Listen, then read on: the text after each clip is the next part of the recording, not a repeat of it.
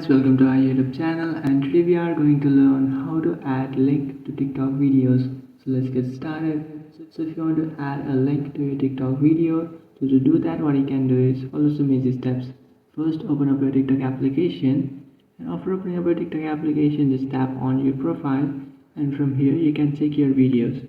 So here you can see guys, this is my post and my video. So if you want to add a link, you don't have to do anything.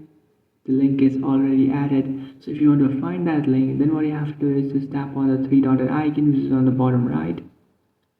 After tapping on that, here you will find an option which is copy link. Just tap on copy link, and after copying that link, you can see guys, the link has been successfully copied. So if you can't find a link, then what you have to do is just simply head over to your profile and then tap on the three-bar icon which is on the top right. After tapping on the three-bar icon, just tap on settings and privacy. Then scroll all the way down, then tap on report a problem, and after tapping on report a problem, now what you have to do is just simply tap on submit a report. So just simply scroll down from here and then tap on submit a report. What you can do is just simply paste the following report. So I'll just simply enter the following feedback. What you can do is just simply copy it and then paste it on your feedback. So what you can do is